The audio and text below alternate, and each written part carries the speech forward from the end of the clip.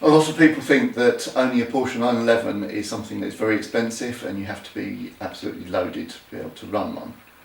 The reality isn't quite as bad as that. Obviously, if you're going into a showroom and buying one brand new for £100,000, then that's something that you need a fair amount of money to be able to do. Even if you're financing it, you're going to be paying probably over £1,000 a month in terms of cost for that. Buying an older one can actually be reasonably good value for money and not very expensive to run. So I'm just going to run through what my car has cost me over the last 2 years. This 911, when it was new, cost £72,000. I paid under 10, so obviously there has been a huge amount of depreciation, but it wasn't me that paid it, somebody else had that cost. I've had it for 2 years now, so I've got a reasonable idea as to what the costs are. Some of the maintenance costs are things that I've spent that you wouldn't necessarily need to do. There were things that I chose to do rather than being essential maintenance. In terms of costs that people might imagine, because this is a car that will drive up to 174 miles an hour, you might imagine that the insurance is very expensive. That's not actually the case. It helps with my age, but my insurance is £184 a year for this car. My Passat estate is over £250, so this is actually cheaper to insure. Although it's limited mileage, and as you can see it's stored in the garage, it isn't massive to insure. In the UK, another cost that you have is car tax or vehicle excise duty. Because of the size engine, this car is £285 a year.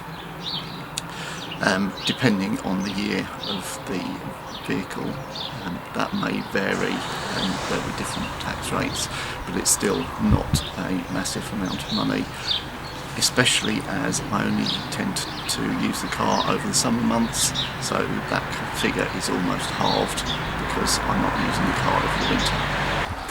Another cost is maintenance. I probably spent about £2,500 over the last 2 years, but a fair chunk of that is optional things that I've chosen to do, such as replacing the bumpers and getting them resprayed, and the actual maintenance items that I've done have probably been around £1,500 to £1,800 over that 2 years.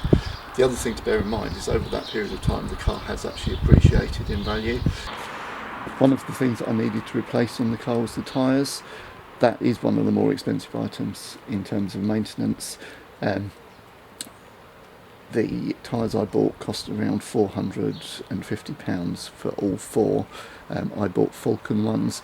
If you were buying Michelin or Pirellis, you'd probably be looking at more than that, but it's not an annual cost, and it's something that once it's done will probably last for a reasonable number of years if you're not doing a massive amount of mileage. Obviously the 911 fuel economy is nowhere near as good as something like the Passat and the Golf that I've got, which are over 50 miles per gallon.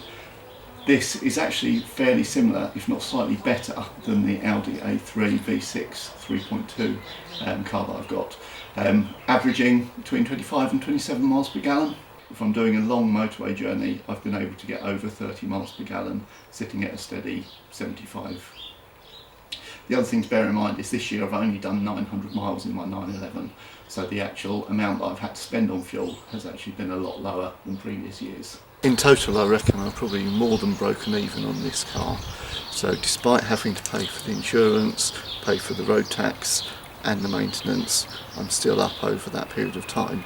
So the 996 variant of the 911 is actually a very reasonable car to be able to run, and the costs of running it over a 2-year period have actually been very, very low.